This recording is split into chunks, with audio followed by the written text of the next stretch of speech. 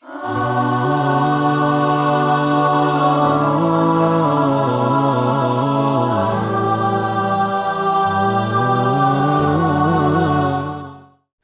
आदाब, मैं हूं अतहर काज़मी और आप देख रहे हैं खदीजा टीवी। इस वक्त एक अहम मौजू को आपसे डिस्कस करेंगे। हमारे प्रोग्राम इंतखाब को हम नए अंदाज में आप तक पेश करने की सआदत हासिल कर रहे हैं। इंतखाब एक प्रोग्राम है जिसमें पेरेंट्स के लिए कोचिंग, गाइडेंस और तमाम वो चीज़ें जो अपने बच्चों को आगे बढ़ने में मददगार साबित करती हैं। इंतखाब इस प्रोग्राम को कहते हैं जिसमें एक बच्चा जो 12th करने के बाद उसके आगे क्वेश्चन मार्क होता है और वो समझ नहीं पाता है कि हम अपने कैरियर को किन बुलंदियों तक ले जाएं। हम इस प्रोग्राम के ज़रिए आपको बताएंगे कि आपके बच्चे की सलाहियत को कहाँ तक पहुँचाया जाए।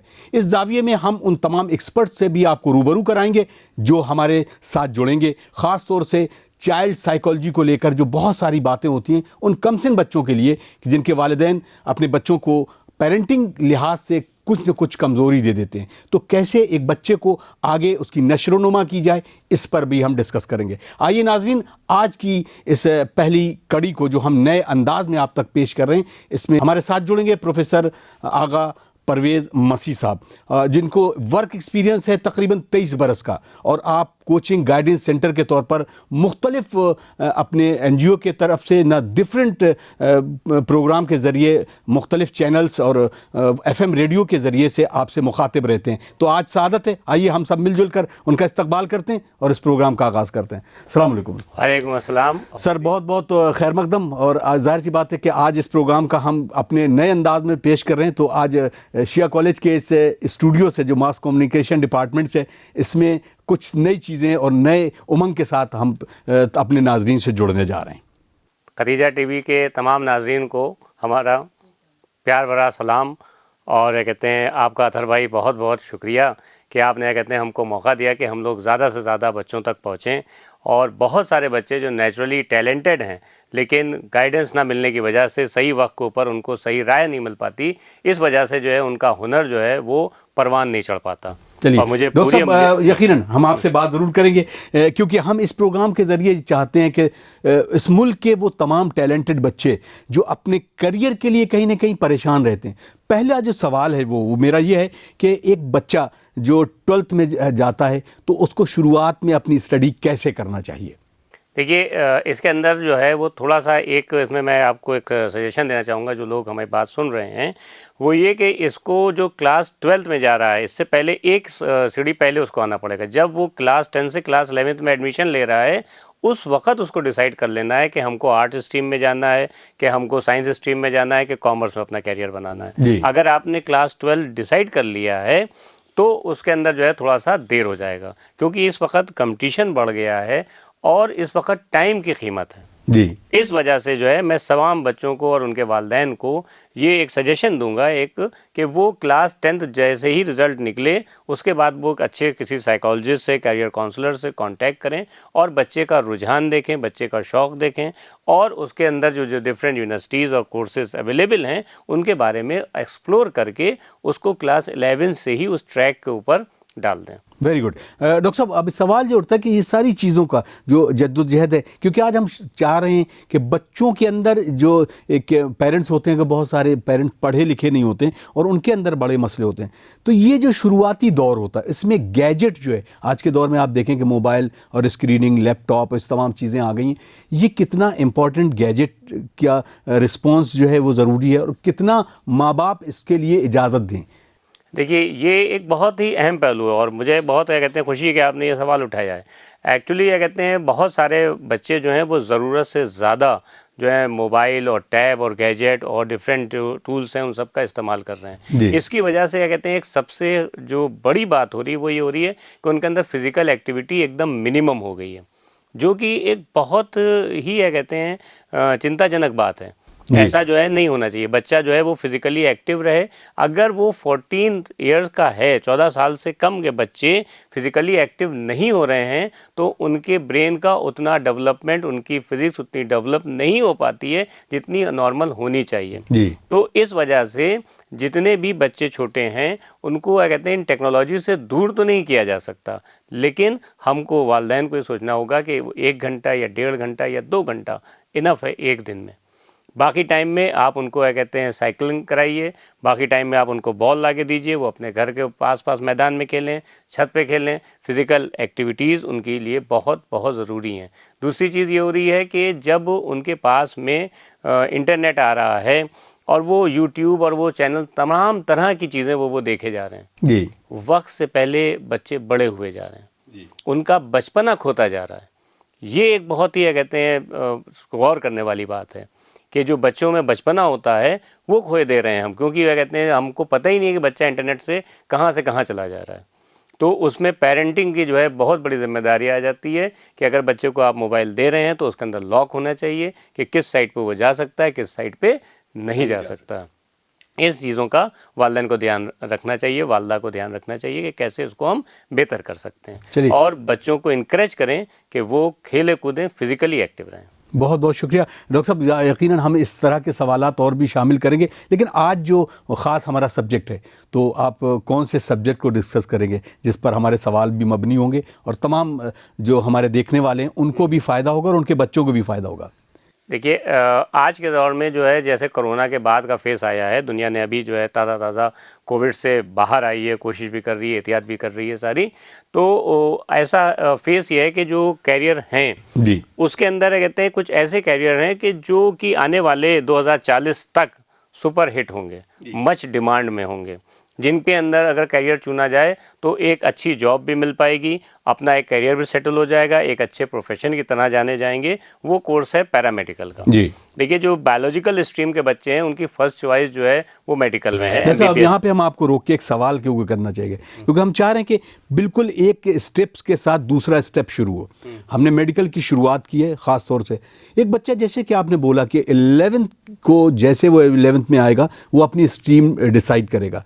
पहला जो सोच होती है ना पेरेंट्स की भी कि हमारा बच्चा जो है वो MBBS करे, या नहीं कर पाता तो BDS करे, BAMS करे, BUMS करे या BHMS करे। इन डिग्री कोर्सेज के बाद किस तरह से आप डिसाइड करेंगे पेरेंट्स को भी उसके साथ जोड़ा जाए और बच्चे को भी इसके साथ जोड़ा जाए कि वो पैरामेडिकल की तरफ अपना रुझान बढ़ाए? देखिए, ये चीज़ तो इसको जो हम लोग जो हैं वो MBBS वाला हो गया, BDS हो गया, BUMS हो गया, BMS हो गया, इसके अंदर ज़्यादातर बच्चे जो हैं वो इसके बारे में अवेयर हैं कि कैसे नीट के थ्रू इसमें एडमिशन हम लोगों को लेना है। तो हमको लगता है कि उस तरफ ना हम लोग फोकस करके जो उसकी एक सेकेंड लाइन है पैरामेडिकल कोर्सेज।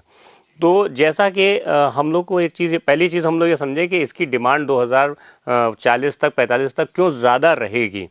हम लोगों की लगातार जो है मेडिकल साइंस डेवलप कर रही है, लगातार जो है वो फूड की शॉर्टेज कम हो रही है, लगातार हमारा लिविंग स्टैंडर्ड अच्छा हो रहा है, लगातार हम लोग जो है हाइजीनिक कंडीशन के में रह रहे हैं। इन सब वजहों से जो एवरेज एज है वो इंक्रीज़ कर रही है। जी। जब एवरेज एज इंक्रीज़ कर रही है तो किसी भी शहर में, किसी भी कंट्री में जो एजेड लोग हैं, एल्डर पॉपुलेशन है, उसका परसेंटेज बढ़ रहा है। तो जो ये एजेड पॉपुलेशन बढ़ रही है, it needs medical health care facilities. जी। इस वजह से उनके उसमें एक ट्रेंड स्टाफ की, क्वालिफाइड प्रोफेशनल की रिक्वायरमेंट बढ़नी ही बढ़नी है। इस वजह से इस सेक्टर में आना बहुत ज़रूरी है। अब ये रही कि बात कि कौन इसमें आए, इस चीज़ हमको ये देखना है कि अब आज ज़्यादातर जो एजुकेशन सेक्टर में स्पेशलाइजेशन आ गया है, तो उस वजह से हर एजुकेशन जो है वो कॉस्टली भी हो रही है और फोकस्ड हो रही है, स्पेशलाइज्ड हो रही हैं। जी। तो जब बच्चा क्लास 12th में है तो वो अपना देखे कि उसको नीट की तरफ जाना है कि पैरामेडिकल की तरफ आना है। अगर वो पैरामेडिकल की तरफ आ रहा है तो वो ऐसे इंस्टीट्यूशंस को ऑप्ट करे जहाँ के ऊपर उसको क्वालिटी टीचिंग मिलेगी। अभी हम लोग अगले उसके अंदर इसको भी डिस्कस करेंगे कि स्टूडेंट कैसे जज कर ले कि ये इंस्टीट्यूशन कैसा है। Very good. तो उसको किसी कंपटीशन के थ्रू वहाँ एडमिशन लेना है और उस कंपटीशन में एडमिशन लेने के बाद में जो भी उसने फिजियोथेरेपी वाला कोर्स चाहे वो करे, बैचलर इन फिजियोथेरेपी करे, उसमें स्पेशलाइजेशन भी हासिल करे, कोशिश ये करे कि वहाँ पे वो पोस्ट ग्रेजुएशन कर ले। और अगर ये क्लास 12 के बाद में वालिदैन के साथ में ये बच्चा किसी एक अच्छे क्वालिफाइड करियर काउंसलर से बात करके इस ट्रैक को चुनेगा तो बच्चे को भी ये पता रहता है कि हमको किस डायरेक्शन जाना है, वालिदैन को भी ये पता है कि किस डायरेक्शन के अंदर हमको जाना है, हमारे बच्चे की एनर्जी इस डायरेक्शन में लगानी है। तो वो सारी चीज़ें जो है एक तरह से फोकस्ड हो जाती हैं, जी। उसका रिजल्ट बहुत अच्छा आता है। बनिस्बत इसके कि इंटर के बाद में सोचेंगे या फिर क्या कहते हैं एक बार देख लेते हैं, देख के फिर सोचेंगे, तो इसमें जो है वो 3 साल का 4 साल का बच्चे का नुकसान हो रहा है। हमको देखने में ये लगता है कि बच्चा जो है वो कोशिश कर रहा है, लेकिन हमको ये भी ध्यान रखना चाहिए कि ये जो इस दौरान उसको जो माकूल रिजल्ट नहीं मिल पा रहा है, तो ये भी तो उसकी मेमोरी में स्टोर हो रहा है जी। एक बच्चा जो फुल ऑफ एनर्जी है वो उस मिशन तक नहीं पहुंच पाया, एम तक नहीं पहुंचा पाया, लैक ऑफ गाइडेंस में, तो इसका खल्क उसको कहीं ना कहीं पूरी ज़िंदगी रहता है। तो जितना अच्छा कर सकता था वो नहीं कर पा रहा है, सिर्फ इस वजह से कि उसको सही वक्त में कोई राय नहीं मिली। तो वालिदैन, बच्चे, करियर काउंसलर तीनों मिल के अगर जुड़ेंगे तो यकीनी तौर के ऊपर एक ज़िंदगी और बेहतरीन ज़िंदगी होगी। बहुत खूब, बहुत खूब सर। नाज़रीन, आप देख रहे हैं प्रोग्राम इंतखाब, और इस इंतखाब प्रोग्राम के ज़रिए जहां हम कैरियर की उन तमाम चीज़ों को डिस्कस कर रहे हैं। आज खुसूसन हमारा जो सब्जेक्ट है वो मेडिकल साइंस में और भी स्पेशल यानी पैरामेडिकल में और कौन कौन से कोर्सेज़ हैं। क्या एक बच्चा नीट की तैयारी करते करते जो अपने गैप देता है 1 साल 2 साल, इस दौरान उसके अंदर बड़ी जद्दोजहद रहती है, वो कभी कभी बीएससी में एडमिशन ले लेता है, बीए में एडमिशन लेता है। तो ये सवाल हम प्रोफेसर आगा परवेज़ मसीह साहब से करते हैं। डॉक्टर साहब, ये सवाल जो मैंने अपने तमाम नाजरीन के लिए किया कि जो ये गैप होता है, तो क्या एक बच्चा अपना साल बचा ले जाए, इस पर तवज्जो देना चाहिए कि वाकई वो नीट कर रहा है 1 बार 2 बार 3 बार, 3 अटैम्प्ट के बाद वो खुद भी, तो ये फ्रस्ट्रेशन भी बढ़ता है। इसके लिए आप कैसे इसको कहेंगे कि नहीं, शुरुआत से आपको अटैम्प्ट करना है तो जाइए आप पैरामेडिकल की तरफ? देखिए, इसमें एक चीज़ अथर साहब ये बहुत ख़ास है, वो ये है कि अगर आप एक साथ 2 नाव पे सवार हैं जी, मुश्किल है। एक साथ 2 घोड़ों की सवारी कभी नहीं होती। इस वजह से जो बहुत सारे वालिदैन ये कहते हैं कि साहब वो साल ना बर्बाद हो, इसलिए मैंने सोचा बीएससी में एडमिशन करा दें जी। आप इसको यूँ ना देखिए कि साल ना बर्बाद हो, आप यूँ देखिए कि अगर आप बच्चे के पूरे 2 साल उसको दे रहे हैं या पूरा 1 साल दे रहे हैं, तो जो उसकी बची हुई ज़िंदगी है 50 साल की, 60 साल की, 20 साल अभी उसकी इंटर में उम्र है, अब जो वो 70 साल ज़िंदा रहेगा, अल्लाह करे और आगे है हयात, एक 80 साल रहेगा, जो बची हुई उसकी 60-70 साल ज़िंदगी है, उसके अंदर वो एक कामयाब आदमी की तरह इस्टेब्लिश हो रहा है। Very good. जो उसका सपना है, जो उसका ख्वाब है और जो उसने अपना मकसद तय किया है कि मैं एमबीबीएस क्वालिफाई करूँगा, तो ये जो आप उसको हम लोग डाइवर्ट कर देते हैं कभी कभी, पेरेंट के साल ना बर्बाद हो, इसमें कहीं ना कहीं बच्चे का नुकसान होता है। वो जैसे कहना चाहिए नहीं कि वो खुल के नई कंपटीशन में आ पाता है। एक तरफ उसको ये सता रहा है कि हमको कॉलेज जाना चाहिए बीएससी में, दूसरी तरफ उसको कोचिंग जाना सता रहा है, तीसरी तरफ उसको टेस्ट देना है वो सता रहा है, तो वो उसकी जो एनर्जी है वो डाइवर्ट हो जाती है, उसका अटेंशन बिखर जाता है। तो इसलिए बच्चे को फुल जो है कंसंट्रेट करना चाहिए अपनी तैयारी पे और कंपटीशन देना चाहिए। जब वहाँ के ऊपर अगर खुदा न खास्ता उसको वो रिज़ल्ट नहीं मिल रहे हैं, तब वो सेकंड लाइन पे आए। तो मेरी तो यही राय रहेगी कि जो भी काम करिए मन लगा के करिए, अर्जुन की तरह सिर्फ जो है वो आँख पर निशाना लगा, मछली की आँख पर नजर। Very good sir. अब हम अपने फिर उसी टॉपिक की तरफ पलटते हैं। एक बच्चे के अंदर बहुत सारी चीज़ें होती हैं, वो पैरामेडिकल में भी ख्वाब देखता है कि कभी उसे डीएमआरडी करना है या डिप्लोमा इन फिजियोथेरेपी करना है या बैचलर डिग्री लेना है या फार्मेसी की तरफ जाना, ये तमाम बहुत सारे शोबे हैं। वो गाइडेंस कैसे आप फराहम करते हैं? देखिए, हमारी एक चीज़ ये रहेगी कि जो बच्चा अगर बी फार्मा में जाना है उसको, तो ये एकदम जो है पैरामेडिकल से अलग हो गया जी। पैरामेडिकल के अंदर ख़ास तौर के ऊपर जो इसको हम लोग कह देते हैं second line of medical professional, उसमें जो है वो बैचलर इन फिजियोथेरेपी में आ सकता है, ऑपरेशन टेक्नीशियन के में आ सकता है, बीएससी ऑप्टोमेट्री कर सकता है, या फिर क्या कहते हैं डायलिसिस के अंदर स्पेशलाइज हो सकता है, या एक्सरे या एमआरआई टेक्नीशियन हो सकता है। इन प्रोफेशन को चुन के उसको कहाँ अपॉर्चुनिटी, डिप्लोमा लैब टेक्नोलॉजी भी है और उसका बहुत अच्छा कोर्स है, हाँ बहुत अच्छा कोर्स है ये। तो इसमें पहली चीज़ तो ये है कि बच्चों को एक चीज़ ये समझनी चाहिए कि वो एक ऐसे कैरियर में आए कि जब उनके पास में 15 साल का एक्सपीरियंस हो, तो उसी एक्सपीरियंस के बेसिस के ऊपर उनकी इनकम भी रेज कर रही हो जी। कोई ऐसा कोर्स ना चुने कि जिसके अंदर जो इनकम है वो स्टैग्नेट हो जाए जी। तो इन सब जो पैरामेडिकल के कोर्सेज़ हैं, इसके अंदर एक फ़ायदा ये हो रहा है कि उनको जैसे जैसे वर्क एक्सपीरियंस बढ़ता जाएगा, वैसे वैसे वो हाईली स्किल्ड प्रोफेशनल के साथ में अगर जुड़ते जाएंगे तो उनके जो अर्निंग्स हैं वो बढ़ती जाती हैं। जैसे सपोज़ करिए, एक मिसाल के तौर के ऊपर एक ओटी टेक्नीशियन का कोर्स किसी बच्चे ने किया, और अब वो अगर वो किसी स्पेशलाइज्ड ओटी जैसे कार्डियक की ओटी से ही ट्रेंड हो जाए जी, तो वो किसी ना किसी कार्डियोलॉजिस्ट के साथ अटैच हो सकता है और फिर धीरे धीरे उनकी टीम का हिस्सा बन जाएगा और वो ऑर्गेनाइज होता जाएगा। इसमें इसको बढ़ना ही बढ़ना है। वो इसलिए बढ़ना है क्योंकि अब धीरे धीरे गवर्नमेंट भी जो है वो PPP, PPP पब्लिक पार्टनरशिप में, पब्लिक प्राइवेट पार्टनरशिप में हॉस्पिटल्स रन कर रही है।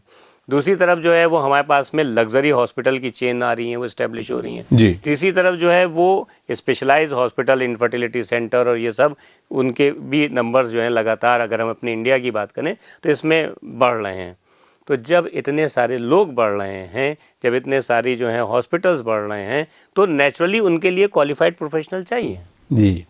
हमारा यही एम है कि ये जो बच्चे हैं इनको क्या कहते हैं वक्त रहते गाइड कर दिया जाए तो ये इन सब चीज़ों में स्पेशलाइज हो जाएंगे और with in the span of 3 और 4 ईयर वो एक इस्टेब्लिश प्रोफेशनल होंगे, जिससे उनका कैरियर सिक्योर रहेगा। Very good. अब सर हम किसी एक पर्टिकुलर सब्जेक्ट उठाते हैं, जैसे आपने कहा कि हम डिस्कस करेंगे, तो आज वो कौन सा ऐसा सब्जेक्ट है कि जिसके बारे में हम पूरी तरह से नॉलेज देंगे कि कौन कौन से उस कोर्स में कौन कौन सी अपॉर्चुनिटीज़ हैं और कहाँ कहाँ पर अपने कैरियर को वो पहुँचा सकता है? एक जो इस पैरामेडिकल में जो सबसे अच्छा कोर्स है वो है फिजियोथेरेपी का। जी। तो पहली चीज़ तो ये है कि जब बच्चे जो हैं वो इंटर करके आ रहे हैं तो उनको डे 1 से ये क्लियर हो कि अगर वो फिजियोथेरेपी का कोर्स बैचलर करें, बैचलर इन फिजियोथेरेपी करें और उसके बाद में उसमें पोस्ट ग्रेजुएशन करें। जी। कहाँ से करें ये बहुत इंपॉर्टेंट है। जी। ये चीज़ मैं फिर से रिपीट कर रहा हूँ, कहाँ से करें ये बहुत इंपॉर्टेंट है। क्यों? क्योंकि जब तक वो किसी अच्छे टीचर के कांटेक्ट में नहीं आएंगे, अच्छे प्रोफेसर के कांटेक्ट में नहीं आएंगे, तो उनको विजन नहीं मिलेगा। जी। और अगर विजन नहीं मिलेगा तो जितना उनके अंदर टैलेंट है वो उतना निखर नहीं पाएगा। तो अच्छे टीचर उनको कहाँ मिलेगा, अच्छा प्रोफेसर कहाँ मिलेगा, अच्छी एजुकेशन कहाँ मिलेगी, ये उनको मिलेगी अच्छे इंस्टीट्यूशन में। जी। तो उस इंस्टीट्यूट को उनको शॉर्टलिस्ट करने हैं। वो इंस्टीट्यूशंस जो ऑल इंडिया बेस्ड कंपटीशन के ऊपर, ऑल इंडिया कम्पिटिटिव एग्ज़ाम से अपने एडमिशन देते हैं, वहाँ एडमिशन लें। जी। इंटर में ही तैयारी करें, इंटर पास करने के साथ ही करें और इन जगहों पे एडमिशन लें। यहाँ के ऊपर बैचलर कोर्स में एडमिशन लें। जी। जब ये बैचलर कोर्स में 3 साल एडमिशन ले लेंगे तो इनके पास में कई अपॉर्चुनिटीज़ ऑटोमेटिकली आ जाएंगी, उसके 5th सेमेस्टर तक ही जी। अच्छी खासी अपॉर्चुनिटीज़ इनके पास आ जाएंगी। बहुत अच्छा होगा कि ये अगर उसमें जो है स्पेशलाइजेशन कर लें, पोस्ट ग्रेजुएशन कर लें। तो पोस्ट ग्रेजुएशन करने से इनमें जो है बहुत जितने भी बहुत सारे कहते हैं जिम्स इतने हैं, जो चेन्स ऑफ जिम हैं, उन लोग के अंदर भी फिजियोथेरेपिस्ट रखा जाता है, एज ए ट्रेनर रखा जाता है। जितने भी नेशनल टीम्स हैं स्पोर्ट्स की, उनमें अंदर जो है फिजियोथेरेपिस्ट रहते हैं, वहाँ के ऊपर ट्रेनर्स रखे जाते हैं। इन सब जगहों पे इन सब बच्चों के लिए अपॉर्चुनिटीज़ हैं। फिर दूसरी तरफ जो है आपके पास में हेल्थ सेक्टर पूरा ओपन है जी। जिसमें वो अपॉर्चुनिटीज़ उनके पास मौजूद हैं। तीसरी चीज़ ये है कि वो अपना सेटअप भी कर सकते हैं, खुद भी अर्न कर सकते हैं और कुछ लोगों को एम्प्लॉयमेंट भी दे सकते हैं। तो अगर ये बड़े इंस्टीट्यूशन में पहुँचेंगे तो उनके पास में ग्रेजुअली सब्जेक्ट भी डेवलप्ड हो जाएगा, वो एक अच्छे प्रोफेशनल में भी इस्टेब्लिश हो जाएंगे क्योंकि उनके पास में विजन आ चुका है। इस वजह से क्या कहते हैं वो उनका कैरियर जो है वो कई फोल्ड ग्रो कर जाएगा। जी। ये चीज़ें हो जाएंगी। दूसरी चीज़ ये है कि जब भी वो कॉलेज का सिलेक्शन करें, जैसा भी हम कह रहे थे कि हम इस बारे में बताएंगे कि कैसा जो एक बच्चा जो कॉमन फैमिली से आ रहा है वो कैसे डिसाइड कर ले कि जो फला इंस्टीट्यूशन है वो अच्छा है कि नहीं है। आजकल तो इंफ्रास्ट्रक्चर भी दिखा के इंफ्रास्ट्रक्चर बताया जाता है। इतना ज़्यादा उसके अंदर एडवर्टाइजमेंट और वो सब चला गया है कि बच्चा जो है वो बहक जाता है, भटकाव में आ जाता है। जी। कैसे डिसाइड करें? पहली चीज़ तो ये है कि वो देखे कि ये अपना एडमिशन कैसे लेते हैं, ओपन एडमिशन है कि थ्रू कंपटीशन है। अगर कंपटीशन के थ्रू है तो इसका मतलब क्वालिटी मेंटेन है। जी। दूसरी चीज़ ये है कि वो उसकी वेबसाइट पूरी देखें। वेबसाइट में ये देखें कि उनके स्टूडेंट का इनटेक कितना है जी। और उसमें टीचर कितने हैं। आइडियल रेशियो ये है कि 20 स्टूडेंट पे एक टीचर, 1 टीचर पर 20 स्टूडेंट। जी। अगर कोई इंस्टीट्यूशन जो है मैं कहता हूँ कि थोड़ा बहुत ऊपर नीचे भी कर ले रहा है तो भी वो क्वालिटी मेंटेन कर रहा है। अब पता चला कि एक ही टीचर है, 2 ही टीचर है और वहाँ के ऊपर 400 स्टूडेंट हैं तो बाकी चीज़ पता चल जाएगी कि क्या हो रहा है। तो कंपटीशन के थ्रू वहाँ पे एडमिशन लें और उसका टीचर और टॉट रेशियो देख लें जी। वो कैसा है। तीसरी चीज़ ये भी इसके अंदर क्या कहते हैं देखें कि जो उनके एलुमनाई हैं, जो उनके पास आउट हो गए हैं, वो बच्चे आज की तारीख में कहाँ हैं। अगर वो बच्चे उस इंस्टीट्यूशन से जुड़े हैं जहाँ से पढ़े हैं तो इसका मतलब ये है कि उन इंस्टीट्यूशन में फेथ है, उनका ट्रस्ट है। और वो अपनी फील्ड में अच्छा कर रहे हैं बिकॉज ऑफ इंस्टीट्यूशन की टीचिंग। इस वजह से वो एलुमनाई सब उनसे कहीं ना कहीं से जुड़े रहते हैं। अगर वो जुड़े हुए हैं तो इसका मतलब ये है कि वो सब आगे गए हैं, ये आपको इंडिकेट कर सकता है। तो ये 2-3 बड़ी चीज़ें हैं जिनका अगर इंस्टीट्यूशन, कोई भी बच्चा जो है सिंपल फैमिली का आ रहा है, छोटे से गांव से आ रहा है, तो वो भी वेबसाइट के ऊपर इन तीनों चीज़ों को ध्यान रख के डिसाइड कर सकता है कि ये इंस्टीट्यूशन हमारे लिए अच्छा होगा कि नहीं अच्छा होगा। Very good sir. अब यहाँ पर एक ग्रेटिंग है और वो ग्रेटिंग किसी एक पर्टिकुलर सब्जेक्ट के लिए, मसलन जैसे हम इसकी बात करें कि अगर कोई कॉलेज कई कोर्सेज चला रहा है और उसकी ग्रेटिंग बहुत अच्छी है, मसलन एक मिसाल है, एक उदाहरण है इस बिना पे कि वो फार्मेसी में नंबर 2 पे है ऑल इंडिया रैंकिंग पे, प्राइवेट कॉलेज की मैं बात करूँ, फिर उसके बाद वो बच्चा वो जाना चाहता है वहाँ पर फिजियोथेरेपी में। तो अब क्योंकि कॉलेज अपनी ग्रेड दिखा रहा है कि हम इस पोजीशन पे ओवरऑल ग्रेडिंग, तो हम उस बच्चे को कैसे बताया जाए कि नहीं ये ग्रेडिंग इसकी फार्मेसी की हो सकती है, फिजियोथेरेपी की नहीं। ये असल में जो बड़े इंस्टीट्यूशन है वहाँ के ऊपर कई कोर्सेज चलते हैं जी। तो कई कोर्सेज में ये होता है कि कुछ कोर्सेज जो हैं थोड़े से आगे और थोड़े से पीछे होते हैं, लेकिन एक चीज़ तो तय होती है कि वो सब एक पर्टिकुलर क्वालिटी के ऊपर मेंटेन होते हैं। जी। ऐसा नहीं हो सकता है कि बगल में जो है वो फार्मेसी डिपार्टमेंट जो है बहुत अच्छा चल रहा है और एक्स डिपार्टमेंट जो है वो थोड़ा सा कम अच्छा चल रहा है या बहुत कम ख़राब चल रहा है। ये नहीं पॉसिबल है, क्योंकि इसकी जो अच्छी चीज़ें हैं वो धीरे धीरे इधर आती रहेंगी, रिजेम्बलेंस होती है दूसरे, रहेगा रिफ्लेक्ट करता रहेगा। क्वालिटी जो है एक ह्यूमन नेचर भी है, अगर आप अच्छा काम कर रहे हैं तो हम आपको देख के अच्छा काम करते हैं कि नहीं अथर भाई अच्छा काम कर रहे हैं, हमको भी ऐसा काम करना है। तो ये 19 तो हो सकता है लेकिन ये बहुत नीचे नहीं हो सकता, 10 होता है। अब लेकिन बच्चे का तो पूरा कैरियर है, हम उसको भी चांसली नहीं कह सकते अच्छा ठीक है देख लो। वो ये देखे कि ये जो फिजियोथेरेपी डिपार्टमेंट है ये साल भर क्या कर रहा है जी। अगर ये साल भर जो है लेक्चर ऑर्गेनाइज करा रहा है अदर देन टीचिंग, अगर ये जो डिपार्टमेंट है ये सेमिनार ऑर्गेनाइज करा रहा है, कॉन्फ्रेंस करा रहा है, गेस्ट लेक्चर करा रहा है, तो इसका मतलब क्या है कि ये भी अपनी क्वालिटी को अच्छा करे हुए हैं। गुड। अगर सिंपल टीचिंग चल रही है कि सुबह 10 बजे क्लास लग गया और फिर एक एक्स टाइम के ऊपर छूट गया, तो इसका मतलब ये है कि थोड़ा सा इनको और अपने आप को इम्प्रूव करने की ज़रूरत है। तो बच्चा किसी थर्ड ऑप्शन पे जा सकता है। अगर एक पर्टिकुलर डिपार्टमेंट जो है वो अपने सब्जेक्ट में सेमिनार भी करा रहा है, गेस्ट लेक्चर भी करा रहा है, एलुमनाई का नेटवर्क भी बनाए हुए है और उसके पास में प्लेसमेंट एजेंसीज भी आ रही हैं, तो इसका मतलब ये है कि वो अच्छा कर रहा है और उस पर जाएँ। बहुत उम्दा डॉक्टर साहब। लेकिन अब सवाल यहाँ पर, जैसे कि आपने कहा कि पोस्ट ग्रेजुएशन मास्टर जो होता है वो बहुत इंपॉर्टेंट होता है स्पेशलाइजेशन के लिए, ख़ासतौर से फिजियोथेरेपी की हम बात करेंगे तो फिजियोथेरेपी में कितना इम्पोर्टेंट है और क्या वाकई में इंस्टीट्यूशंस ऐसे हैं इंडिया में, या वो लड़का भी वो बच्चा अपना कोशिश करके कहीं एब्रॉड भी जाकर इसकी कोशिश कर सकता है? देखिए इंडिया में जो है वो बहुत सारे जो हैं वो फिजियोथेरेपी के गवर्नमेंट के इंस्टीट्यूशंस हैं जिनका पोस्ट ग्रेजुएशन में एडमिशन होता है। जो भी बच्चा उसमें एडमिशन लेना चाहे तो उसको कंपटीशन के थ्रू एडमिशन मिल जाता है, इसकी कोई ऐसी कमी नहीं है इंस्टीट्यूशन की। अब रही बात दूसरी कि अब वो सुपर स्पेशलाइजेशन करना चाहता है या स्पेशलाइजेशन करना चाहता है बाहर किसी फॉरेन यूनिवर्सिटीज़ से, और अच्छी बात यह है कि अब आजकल के जो नौजवान हैं वो बाहर की यूनिवर्सिटी से पढ़ना चाह रहे हैं और उनके वालिदैन जो उनको पढ़ाना भी चाह रहे हैं। ये एक बहुत अच्छा साइन है ग्रोथ का, प्रोग्रेस का। तो वहाँ पर अगर स्पेशलाइजेशन ले सकते हैं तो उनको वहाँ पे अपॉर्चुनिटी मिल जाएगी एम्प्लॉयमेंट की भी, और दोनों का ही डेवलपमेंट है। उस बस्ती के सारे बच्चे जो हैं, जब उन बस्ती से एक बच्चा निकल के जाएगा तो उसको देख के बहुत सारे बच्चे खुद ब खुद उधर जाएंगे और उनके अंदर एक अच्छा माहौल पढ़ाई लिखाई का बनेगा। यहाँ पे एक बात मैं और बताता चलूँ कि दुनिया के तमाम मुल्कों में पढ़ाई का है, लेकिन जर्मनी जो है वो थोड़ा सा इन सब से अलग है जी। वो ये है कि अगर कोई बिटिया फिजियोथेरेपी का कोर्स करना चाहती है, कोई हमारी बेटी है जो फिजियोथेरेपी का कोर्स करना चाहती है और वो जर्मनी में पढ़ेगी, तो उसकी ऑलमोस्ट पढ़ाई जो है वो फ्री होती है।